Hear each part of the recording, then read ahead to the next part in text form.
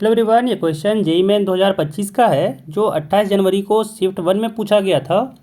Question कह रहा है कि यहाँ पे Z1 let Z1 is equal to √3 plus 2√2i है एंड जो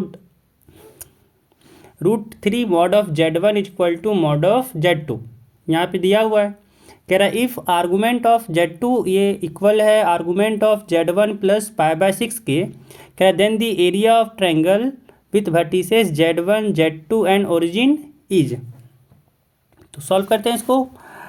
मान लेते हैं ये एक्स एक्सिस है, ये वाई एक्सिस है।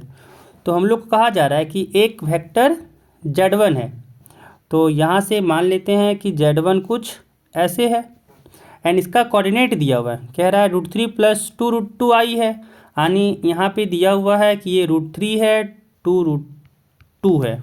ठीक है, आगे कहा जा रहा है कि जो Z2 का डिस्टेंस है ना, इसको अगर हम लोग मान लें a डिस्टेंस है, तो जो Z2 का डिस्टेंस होगा वो Z1 से, ये Z1 है, Z1 से √3 टाइम्स ज़्यादा है।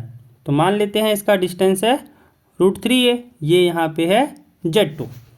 और इसके बीच का एंगल क्या क्या दिया हुआ है, इसके बीच का एंगल दिया हुआ है π/6।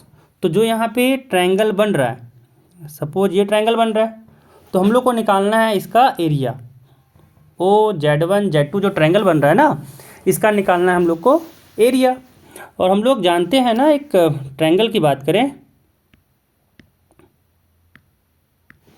अगर हम लोग एक ट्रायंगल की बात करें कि मान लें ये एक ट्रायंगल है एंड इसमें हम लोग को क्या क्या दे रखा है कि ये दिया हुआ है A, ये दिया हुआ है B, ठीक है, और इसके बीच ये एंगल दिया हुआ है। मान लेते हैं वर्टेक्स A है, ये B वर्टेक्स है, ये C वर्टेक्स है। हम लोग को यहाँ पे दो लेंथ दिया हुआ है और उसके बीच का एंगल थीटा दिया हुआ है। तो यहाँ से हम लोग जानते हैं कि एरिया का फॉर्मूला होता है 1/2 A इंटू B, फिर इंटू इसके बीच का एंगल जो दिया हुआ है उसका साइन थीटा। अब बस यही फॉर्मूला यहाँ पे अप्लाई करेंगे, हम लोग का एरिया निकल जाएगा, क्योंकि यहाँ पे ये डिस्टेंस दिया हुआ है, ये डिस्टेंस निकल जाएगा, है ना। और फिर इसके बीच का एंगल दिया हुआ है π/6, तो यहाँ से कितना आ जाएगा। अगर हम लोग यहाँ पे A निकालना चाहें तो A इज इक्वल टू हो जाएगा √3 का स्क्वायर, यानी 3 प्लस 2√2 का स्क्वायर, यहाँ पे हो जाएगा 8, यानी √11 आ गया। तो यहाँ पे जो Z2 का डिस्टेंस ओरिजिन से वो हो जाएगा √33, ठीक है, क्योंकि √3 टाइम्स है। तो यहाँ पे हम लोग का जो एरिया हो जाएगा, एक सेकेंड यहाँ पे इसको इरेज कर लेते हैं। हाँ, यहाँ पे जो इसका एरिया हो जाएगा वो एरिया यहाँ पे आ जाएगा,